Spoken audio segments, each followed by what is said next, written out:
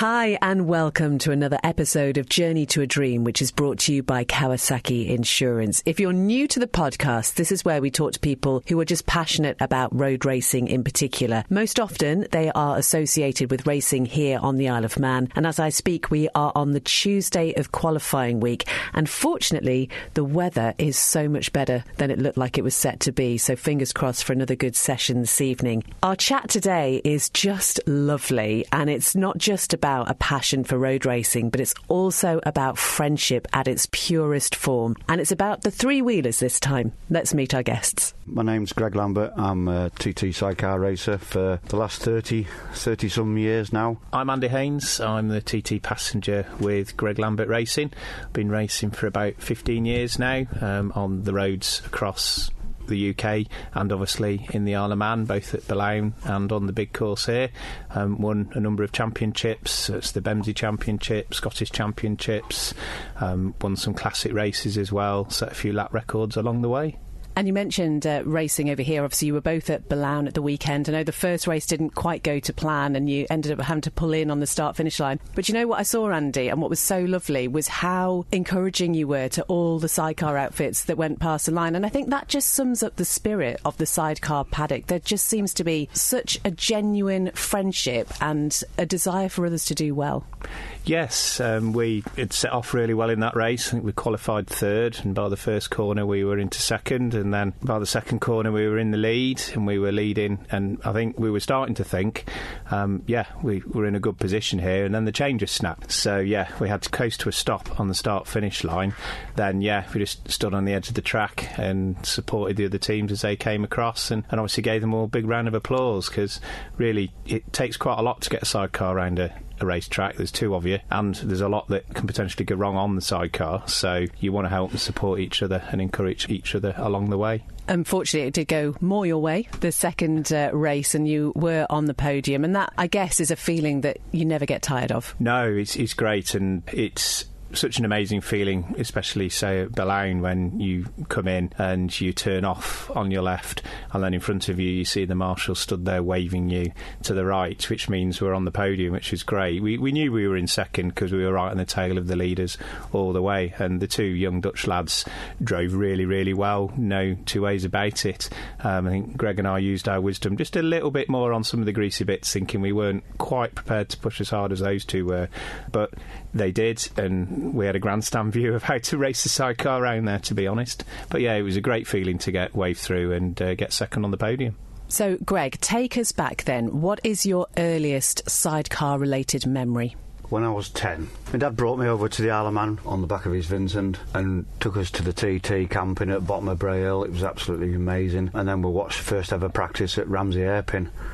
And I saw these sidecars come round, and I said to my dad, I'm going to do this one day. I'm going to win this. And from that year on, I've been chasing it ever since. Been close, been on the podium a couple of times, a couple of third places, actually been in the lead on the board a couple of times. So it's just been a dream that I've always chased and followed, and it's been part of my life. Well, it is my life. Racing is my life, It's been all right. This is our 33rd consecutive year. Never missed one, apart from foot and mouth and COVID like everybody else. So it's been a journey. I love the Isle of Man. I come here all the time, and it's a great island. I love me fishing. I do a lot of fishing when I'm here. So it's all good, and I love racing at the Southern 100, and TT circuit is special without a shadow of a doubt. It's the best in the world. It's the creme la creme. It's the Rolls Royce of racing. It can be good, it can be bad, but that goes with racing, and we accept all that. So, hopefully we'll be successful this year and get it back in the top 10 and try and keep up with the young boys that are coming through, which is really hard nowadays. We've got a good bike and everything else, but we're a little bit outdated with what we've got, but we'll make the best of what we've got. But that takes sponsors and sponsorship to do that. So hopefully if we put a good performance on, we might get a bit of attraction, a bit of help, somebody to bring us back up to date, for where we need to be at the sharp end. But I'm sure we'll make a half decent account of ourselves with what we've got, And what did your dad say to 10-year-old Greg when you declared that wish? I don't think he believed me, but he did when I went and got my first ever bank loan. I came home from work, I was only 16, and we were just talking in in the back room, and I got the motorcycle news, and I'm looking through, and it was a Honda K4, so I'm going to start racing. What you want to be doing that for? You bloody kill yourself. And it's just like, I want to start racing, I want to go to Isle of Man. And had a bit of a fallout, really, and it was just like, who's going to mechanic? Well, you're an engineer, you can teach me. So anyway, obviously I planted the seed in his head then, and as I walked out the door, he said, well, I wouldn't mind a sidecar. A week later, straight to a bank, got my first ever bank loan, went straight down to, I think it was near Cambridge, and bang, went and bought my first ever BSA sidecar, and we started together, me and my father.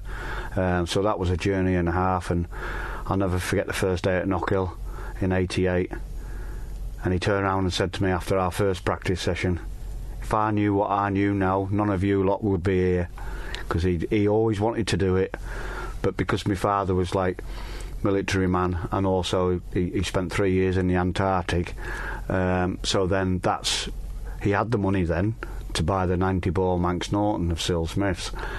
But obviously house came, family came, call-up came, and it stopped his dream to do it.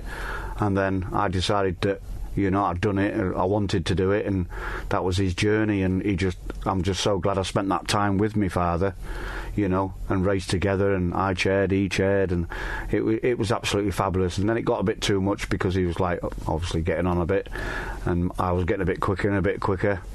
And then he completely, fully supported me through the career of, when I went with the modern bikes and then started going to TT, and he was a very proud man. Yeah, very proud man before he went. Yeah. Some really special memories, I'm guessing, then. 100%. I spent my life with my father. I had full support from my father in everything that I did. He was a special man, and everybody in the paddock loved him. Andy, tell us about how you got started. Do you remember? Yeah, certainly. Always wanted a motorbike, and I don't know quite why. I just always did. I was walking to school once. I was 15-year-old, and the GSXRs Suzuki had just released their first water-cooled GSXRs, and I walked past the motorbike shop on the way to school just as they wheeled one out, and it was like one of those moments of the blue and white Suzuki shining in the sunlight. I thought, I want a bike, and ended up joining a motorcycle club without a bike, but got on the pillion on the back of people, and I very quickly discovered that bit of being scared when you're on the back of a bike just doesn't compute with me. I'm just not. I don't mean that in a bravado way. My brain just doesn't work in that way. We went to a race meeting at Donington Park. I think it was a World Superbike race meeting, and in between the World Superbike races there was a sidecar race, obviously the World Sidecar Championships. I was about 17 at the time, and said to my best mate Aid, I'm going to do that one of these days, and I'm going to race the TT. And I never got round to it for a number of years. Just girls, jobs and work, just another exciting hobbies got in the way. Came to the TT 1 year to watch it. I thought, right, and it was literally the good old-fashioned story of sat in a hedge next to another couple of people who were also sat in the same bit of hedge. Sidecars went round and got talking to this guy who used to race sidecars, and I'd say I'd love to have a go at that, even though I know I might not like it, but at least like a go. He gave me a number of someone looking for a new sidecar passenger. Came home, and next weekend when I got my race licence, and then basically I've raced a lot since. And I remember Cadwell Park actually on with Pete Fownes, who is obviously one of the top TT riders now, but he was just starting to drive. We got onto the start and onto the I remember coming round onto the big long straight at Cadwell, and I tucked in and I thought, this is what I want to do, and it's just gone from there. Okay, I'm going to ask you both a question. Start with you, Andy. What makes a good driver? Ooh, what makes a good driver, Greg? I've got to say that, haven't I? Because he's here. I think the good driver is someone who's predictable, and they're not taking unpredictable lines. And actually, as you're starting to get used to being with them, you start to know that some drivers like to brake really hard and square corners off. Some like to carry lots of corner speed. But I think that's the main bit, is a good driver is consistency, because then that helps me as passenger to then be able to give the driver what they need consistently. I mean, the bit I enjoy most about passengering is getting the sidecar to handle how the driver wants, because if the driver's got that and got that confidence in me, they can drive the sidecar how they like to do it. And if they're inconsistent and jagged, then that throws me around, which unsettles the bike. I don't know quite how they're going to be taking particular corners or overtakes, and that's the bit I really like with Greg. I mean, the first time we got on the bike, we ended up on the podium together at the Southern 100, so he quickly got that confidence in me, which means I'm consistent for him, and he knows, and he's said now he can go into a corner, and even if he's had to change his line for an overtake, he knows that I can deal with what's about to happen, which gives him the confidence to do what he wants with the sidecar. All right, Greg, what makes a good passenger then? Having a good mate on the side of you, or a good partner. I've had a lot of them over the years. Me and Andy get on so well, right from the word go. The first lap, and then the second lap, definitely down at the Southern 100, first time we ever rode. It was just like a bond straight away. It was just instant, and it was just, you don't get that very often, you know. I mean, I've had a lot of passengers over the years. I've had a lot of good passengers, you know, they've all been good. And it's just, I think the key is just being good friends. I mean, he's like my right arm now, and we've had some great success together. We've won multiple champions now. I mean, don't get me wrong, I'd love to put it back on the podium at the TT with Andy, you know. Never say never, you know. I know we're getting on a little bit now and bits and pieces, but you know, there's life in the old dog yet, you know. I'm certainly not finished, and I'm a regular top 10 at the TT, you know, so just a little bit of luck and get the bike a bit better. I'd love to put Andy up there. I mean, his first ever year with me, we took it nice and steady and built it up for Andy, you know. He'd only done 101 mile an hour, and first lap out was 105, just nice little run round, and then by the end of the week got it together and confidence, and we talked and chatted, and then we ended up with my fastest ever lap in 23, and we did that together. We've always done everything together, on and off the bike through the winter, you know. Andy's good with the social media and things. I'm a spanner man, you know. I build bikes and I make bikes, I build engines, and I do everything I can possibly do, because I just can't afford to have it all done ourselves. But the structure we've got now, the team, just everything, it's nice, you know. It's just nice. It's good people. We've got nice people around us, and I've had nice people over the years, you know. I mean, I've had partners that have been racing with me and everything, and it's been successful. It's been good. Andy's not quite as good looking as some of them, but you know, we've got to take a hit sometimes. But no, me and him get on great, and I compliment him all the way, because we're just good together as a team, and that means everything. And trust is everything around the TT, knowing that I can just go that bit further, or if I've got a problem, he knows when I've got a problem, and he deals with it, and he helps and assists with it, you know. And then he reads my body language. My shoulders shrug a little bit when I'm getting my head down and my horns are coming out, and he knows that, and then he knows that, you know, I'm starting to get going, and it's like, yeah, he deals with that.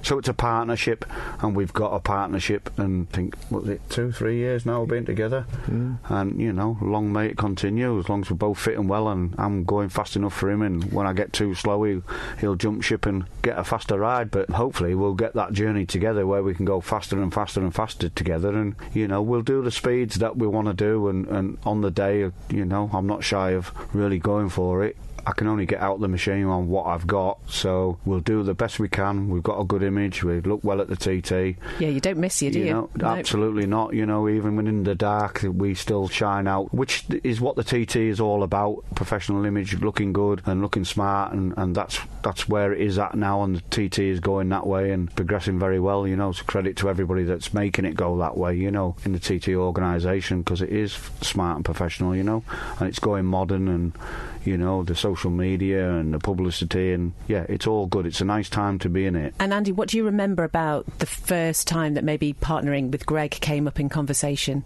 Oh, I remember we raced to the pre-TT together in 22, and Greg was like, you know, he's always wanted to do well there, and I've done well there in the past, ended up on the podium with other riders, and we rode on the pre-TT together, and unfortunately, yeah, didn't finish, just a little mechanical issue. But I remember chatting to him up at the main paddock, and he'd said to me, I think we could really hook up well together. So give me a call after the TT, you know, because you've got a lot on for the next fortnight, but give us a bell and we'll have a chat. And I remember it was the Monday morning after, so Greg must have got back on the Sunday afternoon from the TT, and then the Monday my phone rang. Greg's a high profile guy in the paddock, and I thought, this is Greg Lambert ringing up, and he's probably going to ask me if I fancy racing together. And he went, "Hey up, Andy, do you want to do the Southern?" And he just asked me straight out, and I went, "Yeah, go on then. And that was great. And, you know, it's a great, quick little chat. And then I thought, right, and I said to my wife, Greg Lambert's asked me to do the Southern. And I was like, are you up for it? She said. I went, yeah. Yeah, and there's always that little bit of, he's quite good. Am I good enough? Only that tiny little bit. And I thought, I am. And we went out, and I remember I did a newcomer's lap with Greg, because I'd never been on an F2 modern bike around the pre-TT course. I knew the course well. I remember we sort of hung back we did a cheeky little bit where we hung back from the lead marshal a little bit. And we got to Ballabag hairpin, and Greg just opened the taps. Probably gave it about 60-70% through there, and then we did the second lap and he gave it a bit more, and I thought, I can handle this. And then we came in and Greg was like, that was good, that, just keep doing that and we'll be fine. And off we went. We were never out of the top 4 or 5 in time wise, and and that was an amazing feeling when they waved us in after the first 6-lap race, and there's Dickie Gale waving us to the right. Greg shook his head and couldn't quite believe it, and there we were on the podium alongside Pete Founds and Tim Reeves, which Sidecar royalty, and then there was us two, and we were rightly there as well. I had to pinch myself. Well, what a moment. And I think, you know, that friendship clearly is so important to why this partnership works so well, because it has to be instinctive, Greg. You have to be able to read each other's minds almost. Absolutely. There's no intercom, there's no communication when you're in the bike. We do have a little bit of communication. It's like a Morse code, if you like. You know, certainly it's exactly that. I get a dit dot on my foot, and we have that worked out between us. You know, certainly around the TT. I mean, if somebody's caught me, you know, I'm not going to hold them up, and you move over and hold your line, and he lets me know that, and he can read me really well, and I can read him, and it's good to have that closeness, that bond, because it's imperative around the TT to have that. I think the other thing, Andy, whenever we watch a passenger go round, is just how physical it is. I mean, you must come back sometimes battered and bruised, surely.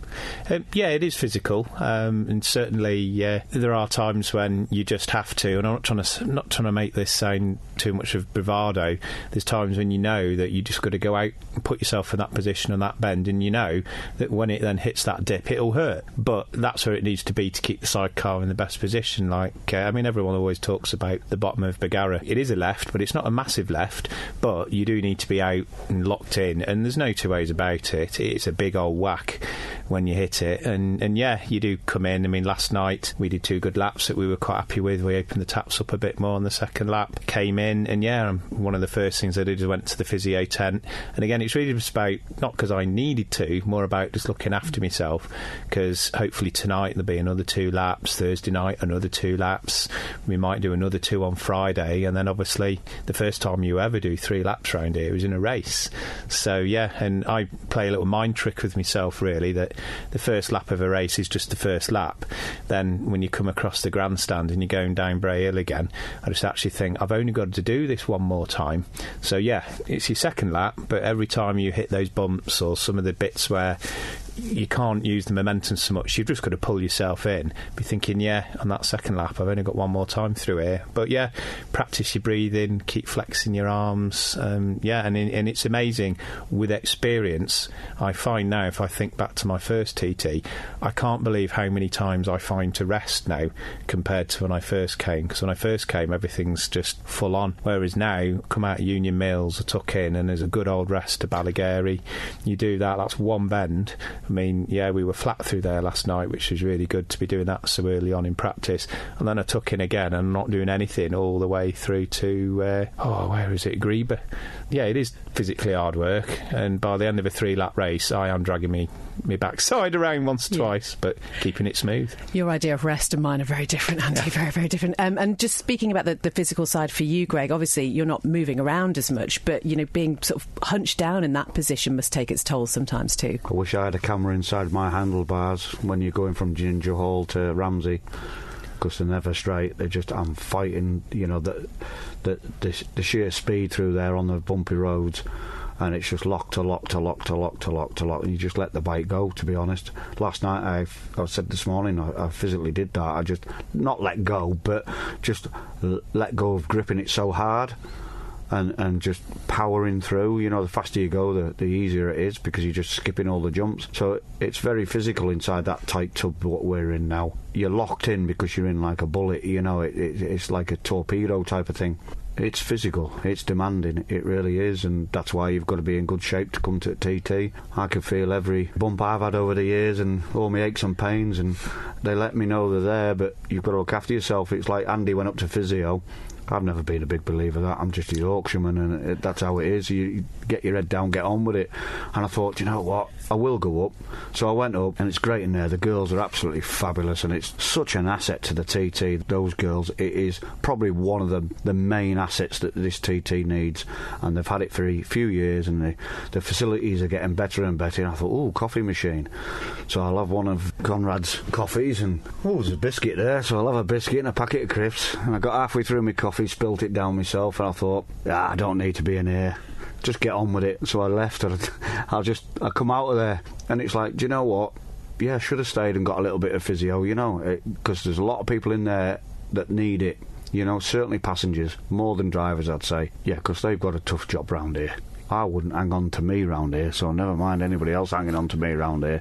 You've got to be a special type of person for doing a TT passenger around here, you know, you really have. But yeah, no, credit to the girls up there. I mean, they are needed. I mean, I've hit birds over the years in the head and things, and it's like, you feel like you've broken your neck, and if it weren't for them girls, I would never have raced, massaging and stripping your neck up and things like that. They're a major asset, they are, without a shadow of a doubt, and they're all great girls, and it's just a nice atmosphere in there as well. I've had it myself over the years. If you see trauma, I've had it. I've helped people on the road, in the road, no longer here, and it is trauma, and they've got a calming place, and it's calm in there, and the minute they get any vibes of that going on, they'll take you into a nice quiet room, and that's really special. That's when it is good. And the organisers now, Gary Thompson and all that, they're all, and Paul Phillips, they're all realising this now, you know, because it's not just getting on and riding a bike. There's an awful lot behind the scenes that drivers have to go through and see, and everything else, you know. I mean, I've lost many a friend here, you know, and it does affect.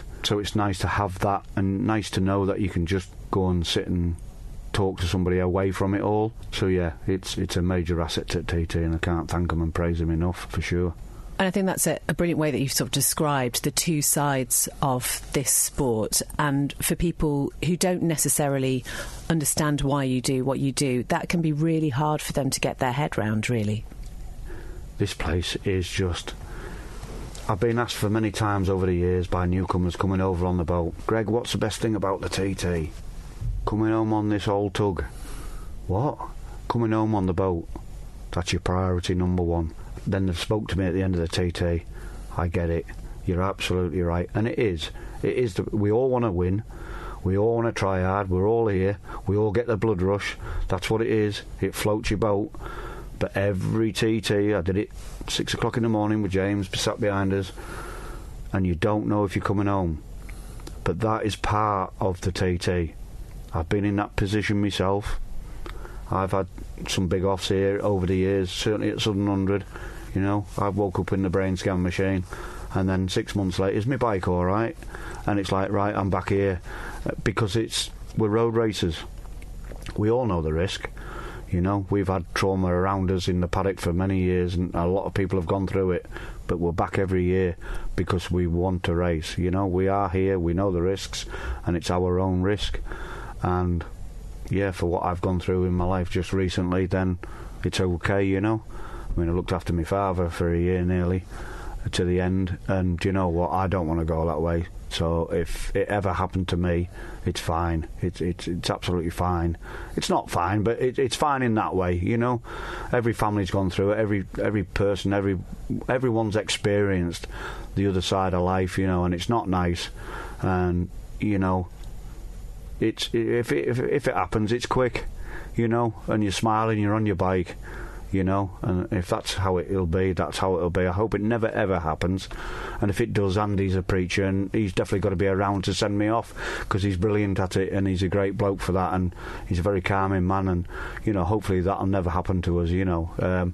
But that's the other side of racing. The other side of it is walking up the steps. I've done it, and I can assure anyone in this world that walking up the steps of the TT to the podium there's no feeling like it in this world. I can assure you, you've got to the top of the world, and it's just, that is so worth pursuing for anyone to get to your dream. Follow your dream. This is my dream. I've followed my dream. You know, I've sacrificed an awful lot through the years for racing. I mean, I'm multiple champions on the roads, Scarborough, Southern 100, you know, on short circuits at home, and I've done sort of like some Grand Prix and things and bits and pieces, but there's nothing like the TT. It's just a whole package of the TT, you know, where you are and what it is, and you've got to respect it, you know. There's a lot of newcomers this year, which I was very kindly asked to lead the newcomers off, which I'm so ever grateful for. It shows I must be getting old or past it now, but it was an honour to be asked to do this, you know. And that's why I was up all night, because I wanted it to be right, and it meant an awful lot for me to be asked for that. It was a privilege, you know, and that goes in hand of what we're doing at home, you know, with the school and things, and it was just great. And it's a privilege to be at the TT. Every time I stand on that start line before the first race and look at all the thousands of people, they're stood there watching us, and they're thinking, wish I could do that. I am doing it. I've made it happen for all these years, you know, with full support of team, crew, family and all that, and it's just, I'm very privileged to be stood on that line, to go down that hill. That's how I see it, and on the day, it's, you know, you're in the lap of the gods and you try your best and you'll get what you're given. You can only try your best, and hopefully it'd be a lucky day and another podium would be nice. Southern 100 hurt when my chain broke. It's like I put my heart and soul into that. For many years with my father, you know, I've always wanted to win it. I've always wanted to win the TT. It was for my father, and for myself as well, but I wanted to prove to my father that I was something or somebody, and it's not over yet. It certainly isn't. We're going to talk more about the school in just a moment. But Andy, Greg said there about you being a preacher. Tell us more about that. Yes, I'm a Methodist preacher, so I do it sort of voluntarily. It's not a full-time job at all. I often say to people, if I'm not on my knees on a sidecar on a Sunday racing around a circuit somewhere, I'm on my knees in church praying or leading services and things like that. So yes, I do that regularly. I've come across and led services in the Isle of Man in the Methodist churches here, which is always good, and just as sort of Greg touched on, I race as the racing preacher, sort of my not quite alter ego, and there's a Bible verse on my sort of leathers and things like that, and people sort of say, so what's all this preaching stuff that you do? And I'm not in people's faces with it, but it explains what happens and what I do. And often people in the motorsport community never really go to church, and it's not necessarily because they're not into that thing, because what do you do on a Sunday? You go and race something. So it's just never been there, and as Greg was saying, a lot of it comes down through the family. It might be parents that raced, the children get involved, so yeah. So I'm often the only sort of church-going person maybe people have known or heard of, and when you know quite a few folk, things happen in life. They can happen on a racetrack, they can just happen because that happens in life. And I've done quite a few services, invariably funerals for people, some who've died sadly racing, both here at the TT or other places, or others just because that's life and death happens. But I like to try and sort of bring some compassion and support at those sorts of times, and there's a phrase I use which I've walked alongside whilst they've been dealing with the sudden loss of a loved one, whether that be through racing or just other circumstances in life. So that's another element, I suppose, I bring to the paddock in some degree. And that's just lovely, Andy, because I think you were saying right at the start of this that, you know, when you started passengering, that's the one. When you started doing that, you kind of realised, you know, you didn't have the fear from it and whatever, and just, I guess, having that faith and that just real calmness which you have about you, that must be a lovely thing in the paddock. Well, certainly for me it is, and it's a big personal strength of mine that I'm able to bring to some of the racing, and I certainly know others have commented on that, in that they've said, I remember there was a guy who said, when you're around it just feels a bit calmer, and that was a guy from another race team that just sort of said that, and he said, why is that? And I said, well, you do know I pray for us all before we go out. So do you pray to win? Because that's cheating. And I said, well, it'd only be cheating if you think praying works. And he went, and then he said, well, what do you pray for? And I said, of course I pray for ourselves. I pray for our safety, that we'll make some good judgments, but equally as well, I pray that we'll push on and that we'll not let fear or worry hold us back, but equally as well that we'll not let the red mist and the anger and frustration rush us into doing something that then makes a mistake. But then I pray that prayer is there for everybody else as well, that they will go as fast as they're able to. I mean, yeah, you sometimes think, yeah, but not quite as fast as us. But no, I don't pray that bit. But I also, importantly as well, and I'll mention this here, is I also pray for the family and friends and supporters of us that are there. And yeah, you know, it's a worry for them, but without their support we wouldn't be able to do what we do. So I pray for them as well, and all that happens in, you know, the few moments before I go out. Greg, you were just saying before that you wanted to do things to almost prove to your dad that this was why you chose this path in your life. And I can only imagine seeing your name emblazoned over, you know, you've got your jumpers on here, you've got Greg Lambert Racing School. I mean, that is something that you have created from that little 10-year-old dream. It is, and I'm quite proud of it, really. The way it's going, it's starting to build to something quite special. I mean, when we came in yesterday, the three-wheeling girls put Mike in front of us when we came in, and Andy was talking, and it just come to me, and I just spurted out. I said, did you see all the kids just waving at us? I said, there's loads of support for kids. They were, like, going mad for us now, because we've had a lot of kids in the awning, you know, and everything else. So it was like, when I saw that going round on the circuit, it made me quite proud, you know. It's good. It was a special thing. My father never got to see this, to be honest, because I hadn't done it then, because it was 5 years ago during the COVID thing. He would be dead chuffed and dead proud, I think, of what we've done. He was proud anyway. He did say that to us, you know.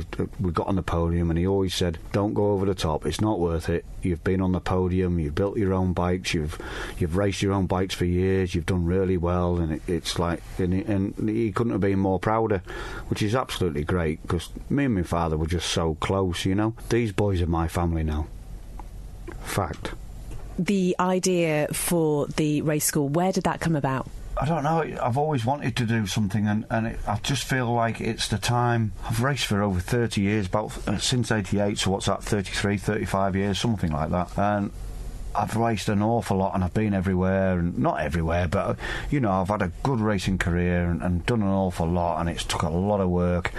And I think a big part of it was my father was with me at virtually every road race meeting, well, every racing meeting. I mean, he loved it as much as I did, and he was fully committed to supporting me and helping me as much as he possibly could all the way through. And every time I went in the truck, it was like me and my dad, you know, smoking the truck out, and, you know, couldn't breathe and falling out because of it, and just having a laugh. And I heard the stories, military stories and the Antarctic stories, and just all true, all just so very true. But I've heard it time and time and time and time again, and it was just fabulous. And then all of a sudden, you come to a point in life and you're on your own. And I was travelling at a road race meeting, and it were like, this has changed. This is seriously changed.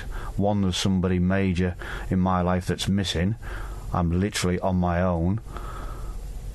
That's how it never was, and I don't like it. So I thought, do you know what? I've got a good idea. What I should do is this Sidecar school. And then that started happening and creating, and then I had another good idea. Why don't I help a driver or passengers, or try and get them to be involved? And all of a sudden, that idea has just come to fruition. And now I go racing with 3 or 4 people in a truck, and it's like a family affair again.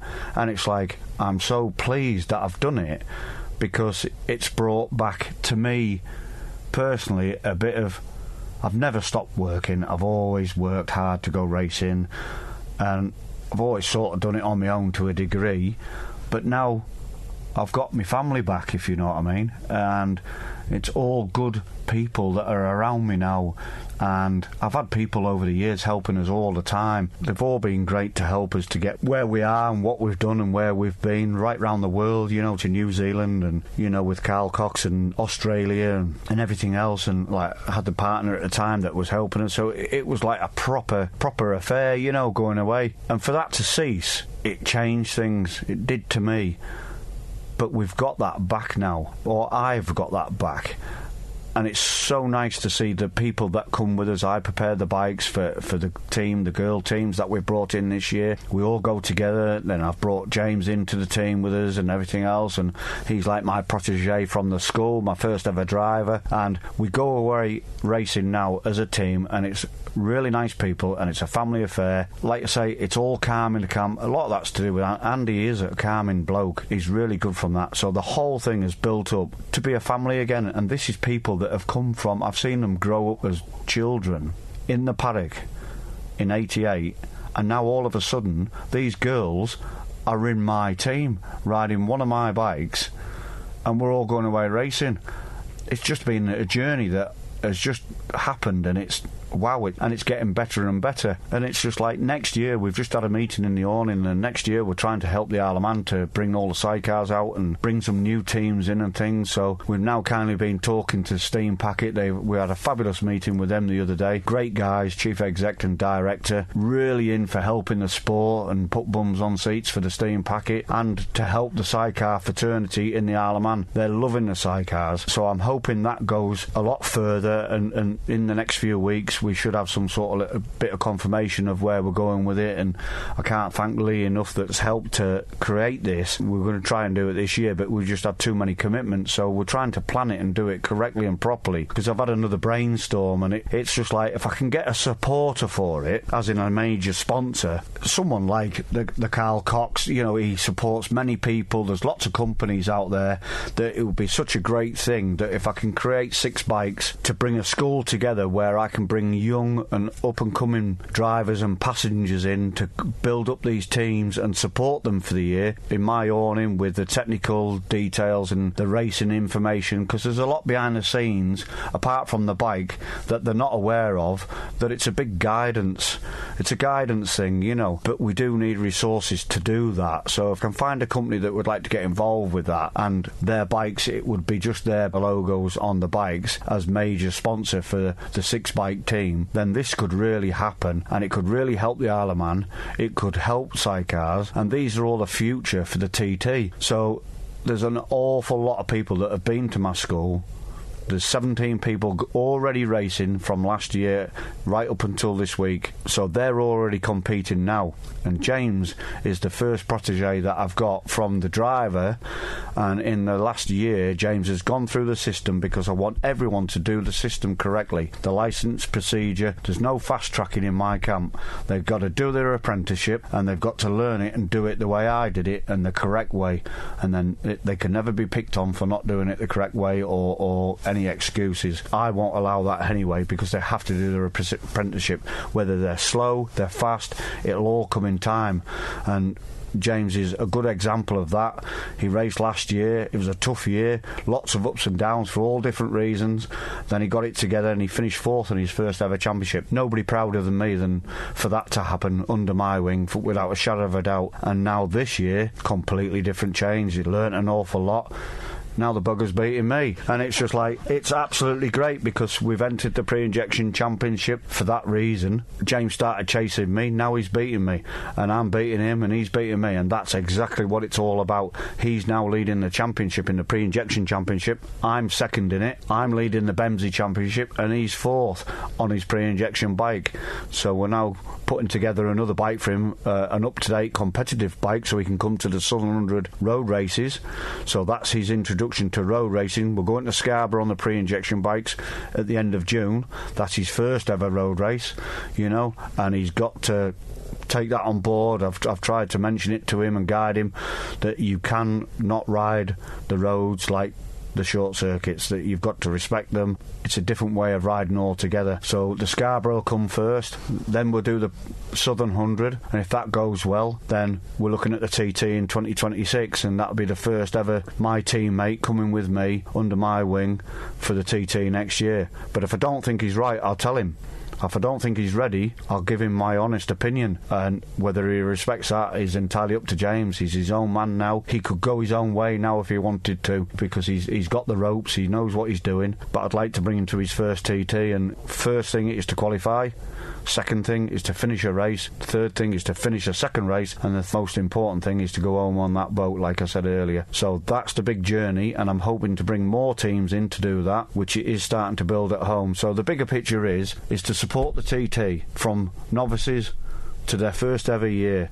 Whether I'm competing in many years to come or not, I'll still be hopefully around to carry that on and to be team manager basically and guide these people that are going to come through, and the main goal is to come to the Isle of Man TT. So that's my passion when I started when I was 10 years old, and hopefully may it continue, you know. But if we can get the resources and have a bit of support from some major sponsors, there's a bigger picture here for everybody that could do it, and a lot of younger people. It doesn't have to be younger people, middle-aged people, or, you know, it's not just for the young people, it's for everyone that wants to race. Like I say, we've been doing the school and it's ranged from 6 years up to 87 so far, and it's been fabulous. The age range is not an issue. It's catching them young, getting them into sport, getting the enthusiasm, get them off the phones, get them off the laptops, and get them working in the garage and being prepared and doing real life things, you know, that actually makes things happen.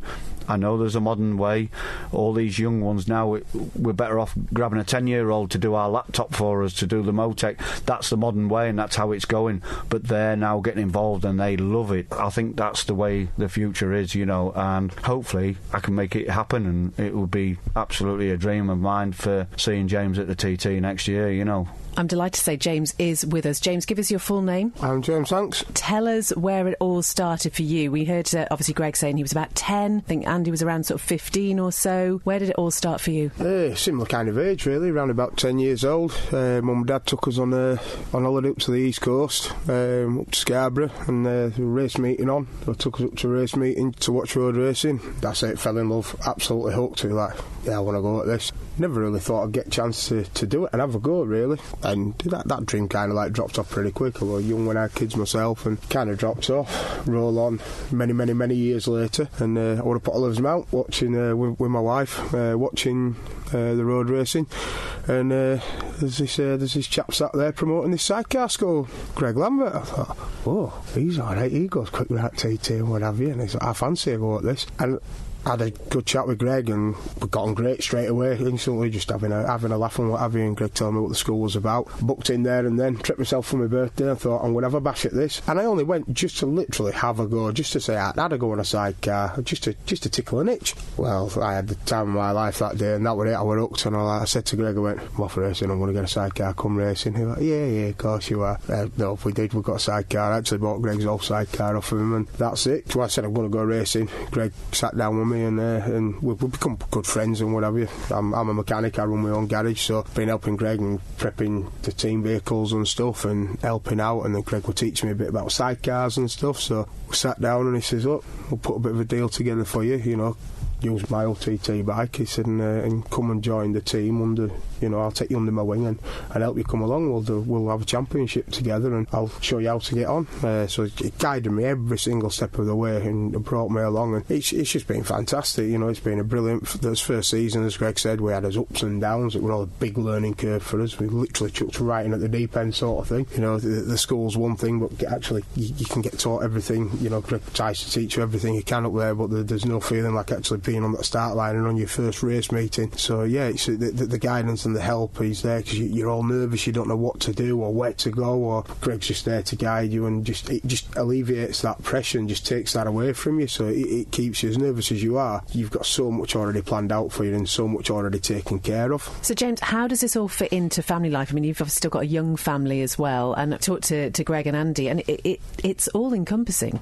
It does. A very understanding and a very fantastic wife. My wife Amy is so understanding. She supports everything I'm doing. I'm literally away nearly every single weekend. I'm away racing. We've been racing multiple championships, not just one. So yeah, it takes a lot of time away from us. So she's fantastic. Thank you, Amy, if you're listening. Yeah, I wouldn't be able to do it without her support. You know, it is fantastic. You know that she supports me. She does. It does take a lot away from us, but I try and make up for it in other ways. You know, it's not just the racing as well. We're building building bikes and prepping the bikes and getting everything ready for the next race meeting, preparing stuff. On top of that, then I'm obviously over here for the TT. I'm spannering and Greg's mechanic, so I did that last year and did it this year, so being away for 3 weeks, it's a long time, so there is a lot of pressure there. So without an understanding and fantastic partner, it's not for you, you can't do it. And you're driving, so did you ever think about doing the passengering side? I still haven't got that word right. I did actually. I wanted to have got passengering and driving, and I had to chat to Greg and say, I want to do a little bit of both. And Greg said, you can please yourself what you do on the days, and if you want to just stick to passengering, we'll just do that. So I did a little bit of passenger in the morning sessions that we went out on. And Greg, well, we're all right, you're picking this up quite well. I'm like, right, let's get on bars and let's have a go. Well, that was it then. So as soon as I got on the bars, it was like, yeah, passenger's not for me. Don't get me wrong, I enjoyed it, and it was great, but that's a good passenger. Yeah, so as soon as I got on the bars, I'm like, no, this is me. This is what I want to do. And as it happens, my passenger, Jonathan Kirk, aka Titch, he was actually at the school day the same day as me. He was doing passenger day as I was doing the driver day, and me and him just clicked instantly. So then Greg paired us up then, and we've come on tremendously. We've come on great. So obviously Greg's tuition, but not just Greg's tuition as well. Within the team, we've obviously got Andy Haynes, and we've got Andy Javins, Greg's other passenger. The help and tuition from those two as well, from a passenger's point of view. So Greg tells me from a driver's point of view and helps me out with that, and then both Andys will come and speak to me and give me tips and advice from a passenger's point of view, so that I can make my passenger's life easier, as well as helping my passenger then and speaking to Titch and giving him hints and advice, and look, we'll see you doing this and this, and just do this a little bit earlier or that, and it just works. It's just fantastic. Do I need to ask why he's called Titch? He's just perfect passenger size. He's okay. I call him Mr. Muscles. Never seen a bloke like it. He's got a cracking physique, hasn't he? Some physique he really has. He's a lovely lad. We've got all types of people in our team. I run 4 passengers at home. This year I'm running 4 passengers. I have Andy Haynes for the roads this year, and last year he was doing championships with us as well. I've got Andy Javins, multiple champion with me at home as well, doing the Bemsey Championship, which we're currently leading. Also Robin, he's a school passenger as well. He's part of the Bemsey, he's leading the championship as well. And then we've got Dean, he's another passenger that we're bringing into the pre-injection and things. So I'm actually running 4 people, and these are all from the school. This is all being created from the school. The girls have come from the school, the whole thing. So this is the big team and the big family that we've got now, and all this guidance with all the passengers from Andy, who's like the professional in the team as a passenger for knowledge, he's passing it down, and he even comes to meetings he's not riding to come and give them guidance. And this is where the whole thing, you cannot buy this knowledge, and it's helping him so much. I mean, Robin won his first ever meeting down at Lyddon end of last year, his first ever ride, and it's just gone on from there, and it's just blown me away that what we're doing's working, and it's bringing people on. Don't get me wrong, not everyone's quick. I mean, the girls aren't quick, but they're enjoying it, and they'll get better and better, and it's just time on track. It's just the whole thing. We're a great team, and it's just going to build with more and more people that come through. They don't have to join my team or anything, but they'd be a fool not to, for the knowledge they're getting and the help they're getting. It's a family thing between us. There's nothing that we can't do, really. There's Greg's knowledge and my knowledge of building engines, Greg producing and building chassis, electrical knowledge and mechanical knowledge on my side. Between us, there's nothing that we can't sort and get done. So anybody that is in the team with us, they're not on their own. They've got the help of two experts, there to prep these bikes and make sure that they're race ready and absolutely ready for them to go straight out on circuit. And Andy, from the sidecar point of view overall, there's a real optimism now for the future. I know standing up there on the first time that the newcomers went out for their lap and seeing so many orange bibs, there's so much enthusiasm for this sport. Yes, it's great, and it's also really good that if you look at the age profile of the newcomers, they're all quite young, which is great, because previously sidecars were very much, full of solo riders that had just earned enough money so they could afford a sidecar, and the team and the stuff that goes around it, and also they just got fed up falling off solos at times, so they thought they'd go into sidecars. Whereas now we've got people in their early to mid-20s taking up sidecar driving and sidecar racing, which is great, and it's great seeing that come through. And just as Greg and I were saying down at Belaine and the Classics earlier this week, we had a grandstand view of how 2 young lads in their mid-20s were just riding the wheels off the thing.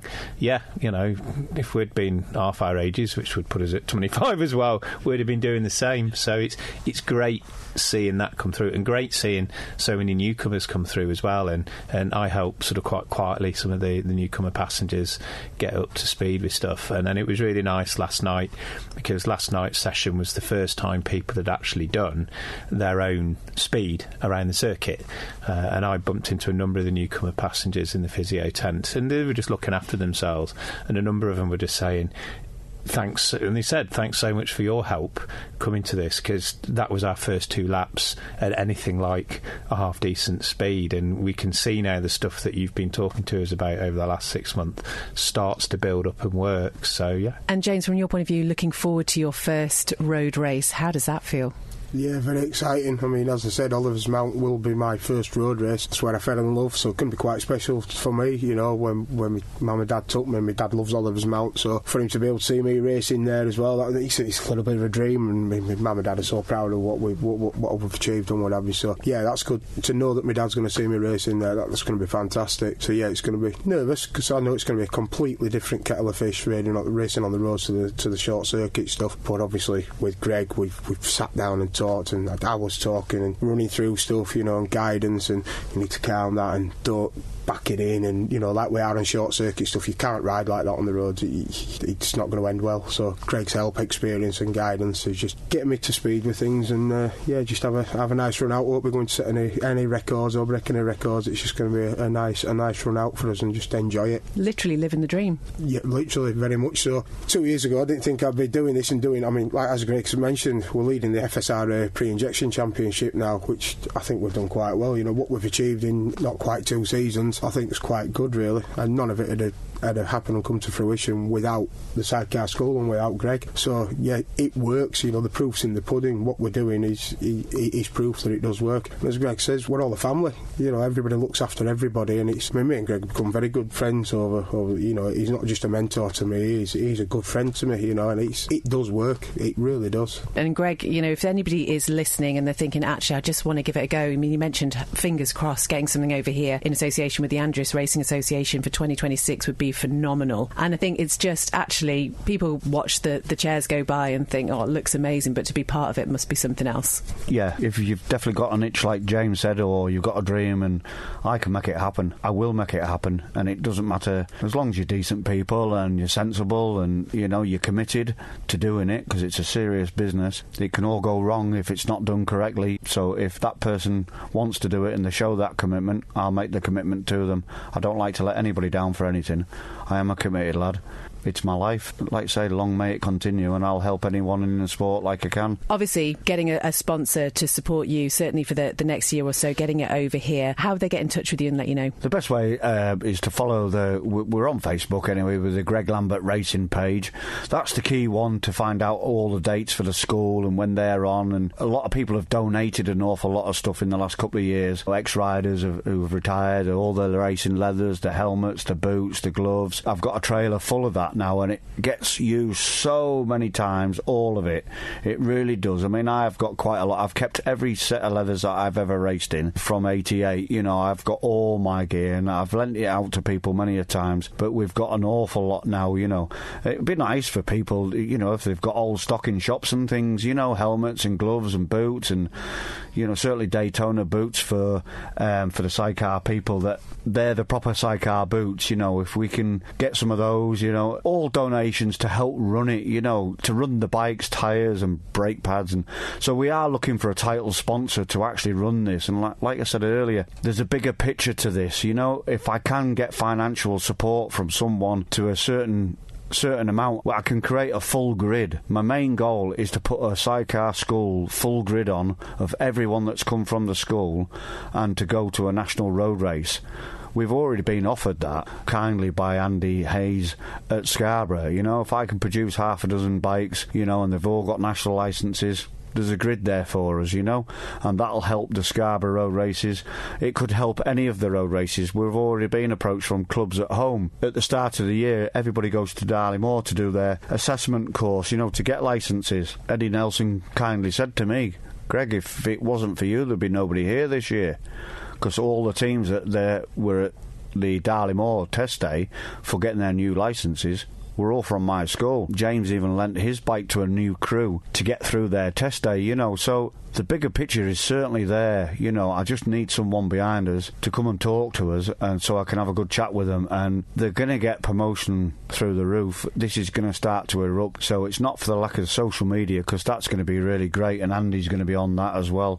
So yes, it is the financial input that we really need just to take this next step, the next level, to get these younger drivers in. I mean, it's great to see so many TT newcomers, which is exactly what it needs. A lot of those have come from the families that they've been in the paddock all their lives, and it's a natural progression, which is great to see. But I'm looking outside that. These people that have never raced before, that haven't been in the racing paddock, they haven't come from the Conrad Harrisons and such all the way through our generation. It's the outer generation I'm looking at, people that aren't aware of this sport and always seen it, and they've always wondered, how can I do it? They've never been able to do it before. They've never had the chance of getting into a sidecar. It's given them that chance to get started, is what I've done and started and create, and I need it to go to the next level.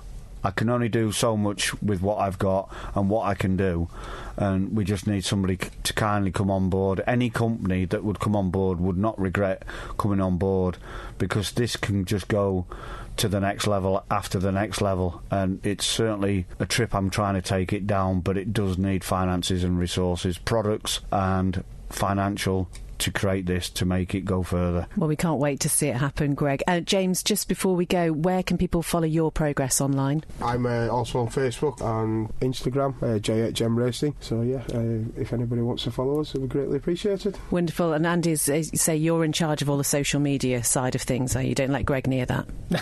I wouldn't say that.